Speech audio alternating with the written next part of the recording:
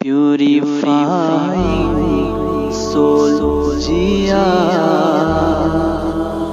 ہمارے چینل کو سبسکرائب کریں اور اللہ نے کہا تھا کہ نگاہیں نیچی کر کے چلنا. اللہ فرماتا قُلْ لِلْمُؤْمِنِينَ يَغُضُّوا مِنْ أَبْصَارِهِمْ، اے حبیب آپ مسلمان مردوں سے کہہ دیجئے نگاہیں نیچی کر کے رہیں. اور آج مرد اس قانون الہی کی مخالفت کرتے ہوئے ادھر ادھر تک رہا ہے. اور عورتوں سے کہا گیا تھا قُلْ لِلْمُؤْمِنَاتِ يَغْضُضْنَ مِنْ أَبْصَارِهِنَّ، یعنی اے حبیب آپ مسلمان عورتوں سے کہیے کہ وہ اپنی نگاہیں نیچی کر کے رکھیں، اپنی شرمگاہ کی حفاظت کریں. اب وہ نمائش کر رہی ہیں تاکہ 10 چھوکرے کی نظر ہم پر پڑے، اور صبح اس لڑکے کے ساتھ شام اس لڑکے کے ساتھ دل لگائیں، 1 مہینہ ان کے ساتھ مستی کریں، پھر ان سے لڑائی کر کے سارا پیسہ ان کا چوس کر کسی دوسرے موٹے تازے طاقتور خوشحال پیسے والے لڑکی کو لبھائیں اور رجھائیں اسے تاکہ وہ میری طرف مائل ہو جائے، پھر اس کا پیسہ بھی چوس لیں اور خون بھی چوس لیں، پھر تیسرے کی طرف نگاہ اٹھائیں. یعنی عورتوں کو پردے میں رہنے کہا گیا تھا، وہ کتے کی طرح جو ہڈیاں تلاش کر رہی ہیں، جیسے کتا گلی کا وہ ہڈی کھوجتا ہے. کتے کو آپ دیکھیں کہ ادھر تکتا ہے کہ ادھر تکتا ہے کہ ادھر دیکھتا ہے، کہیں پتھر نظر آیا وہاں زبان لٹ پتھر کی طرف لپکتا ہے، چونکہ اس کی نظر ہڈی پہ رہتی ہے. وہ پتھر کو بھی ہڈی سمجھتا ہے کہ ہمیں ہڈی ہو. کوئی نقاب پہن کے 80 سال کی بڑھیا کوئی جا رہی ہے، یہ چھوکرا نوجوان اسی 25 سال کی جوان عورت سمجھتی ہے. اور جب ان کے سفید بال پہ نظر پڑتی ہے، یہ جیسے کتا کو لگتا ہے کہ کوئی پتھر مار دیا اور دیکھا کہ کوئی ہڈی پھینکا ہوگا. اب ہڈی پتھر کو ہڈی سمجھ کے لپکا اور دیکھا کہ پتھر ہے تو مایوس ہو کے لوٹ جاتا ہے.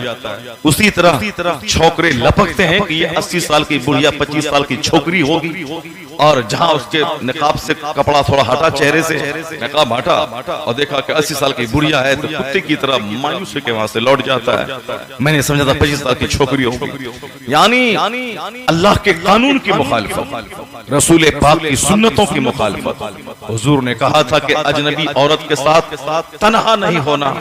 یہاں گھنٹوں 2-4 گھنٹے تک بھابھی کے ساتھ بات ہو رہی ہے، صاحب دیور کے ساتھ بات ہو رہی ہے، اور اپنے سماج کے کسی خوبصورت چھوکرے کے ساتھ شوہر کی غیر موجودگی میں بات ہو رہی ہے. نہیں، بات ہی تو کیا تھا اور کچھ تو نہیں کیا تھا، بات ہی کیا تھا.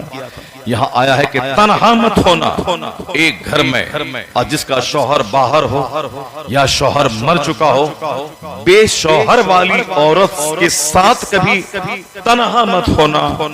اس روم میں اس کے آس پاس کبھی رات مت گزارنا، چونکہ جس طرح بدن میں خون 1 سیکنڈ میں سر سے لے کے پاؤں تک کئی بار وہ روٹیشن کر جاتا ہے، گردش کرتا ہے، اسی طرح خون کی گردش کے ساتھ شیطان گردش کرتا ہے. ان الشیطان یجری من الانسان مجری الدم. حضور کی حدیث آیا ہے کہ خون کی گردش خون کے دوران کے ساتھ شیطان بھی گردش کرتا ہے.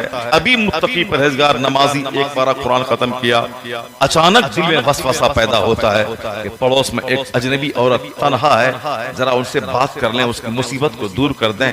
بیوہ عورت کی خدمت کرنی چاہیے، ذرا ہم خدمت کر کے کھانا پہنچا دیں. شیطان سب سے پہلے خدمت اور نیکی کی بات دماغ میں ڈالتا ہے، اور وہ نیکی اور خدمت کے نام پہ ان کے قریب لے جاتا ہے.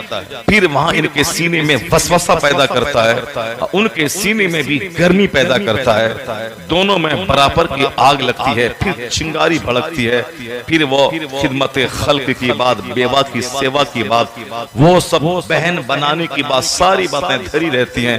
پھر وہاں سے وہ عشق مجازی شروع ہوتا ہے، اور ساری عزت آبرو فوراً چنگاری بھڑکی اور جل کے ساری عزت راکھ ہو جاتی ہے. پھر اس کے بعد وہ افسوس کرتا ہے کہ ہم نے یہ کیا کر دیا. وہ ایک شیطان چونکہ بھاگ جاتا ہے، اس کو ملال ہوتا ہے کہ میں نے اس کے بہکاوے میں ہم آ گئے.